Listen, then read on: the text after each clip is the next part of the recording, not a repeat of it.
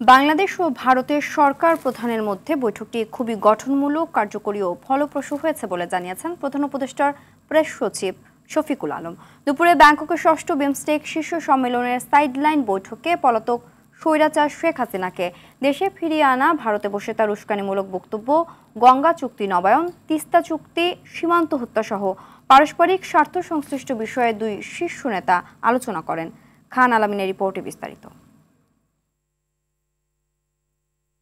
ব্যাংককের শাংরিলা হোটেলে ষষ্ঠ বিমস্টেক শীর্ষ সম্মেলন শেষে স্থানীয় সময় মধ্যাহ্নের পর বাংলাদেশ ও ভারতের শীর্ষ দুই নেতা দ্বিপক্ষীয় বৈঠকে বসেন। আধা ঘন্টার বেশি সময় ধরে চলে এই দ্বিপক্ষীয়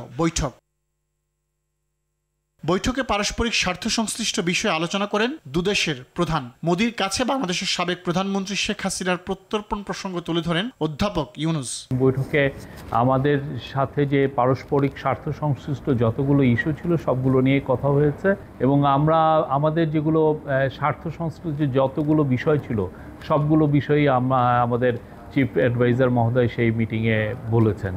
যেমন শেখ হাসিনার প্রত্যর্পণ বিষয়ে কথা হয়েছে, শেখ হাসিনা যে ওইখানে বসে অনেক ধরনের ইনসেন্ডিয়ারি কমেন্ট করছেন সেগুলোর বিষয়ে কথা হচ্ছে। সীমান্ত হত্যা বন্ধ, গঙ্গার পানি চুক্তির নবায়ন, তিস্তা চুক্তির প্রসঙ্গ উঠে আসে ইউনুস মোদির আলোচনায়। বর্ডার কিলিং নিয়ে কথা হয়েছে। আমাদের দুই দেশের মধ্যে যে গাঞ্জেস ওয়াটার ট্রিটিটা আপনি জানেন যে নতুন করে এটার এক্সপায়ার হয়েছে, নতুন করে ট্রিটিটা হওয়ার আবার কথা হচ্ছে এবং তিস্তা ওয়াটার এগুলো সবগুলো নিয়েই কথাবার্তা হয়েছে। প্রধান উপদেষ্টার প্রেস সচিব জানান, দুই শীর্ষ নেতার আলোচনা ইতিবাচক ও ফলপ্রসূ হয়েছে। মিটিংটা খুবই কনস্ট্রাকটিভ, প্রোডাক্টিভ এবং ফ্রুটফুল হয়েছে। গত 5 আগস্ট অভ্যুত্থানের পর টানাপোড়েনের মধ্যে যাচ্ছে ঢাকা দিল্লি সম্পর্ক।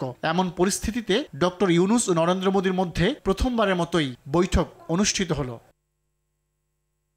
খান আলামিন, RTV, ঢাকা।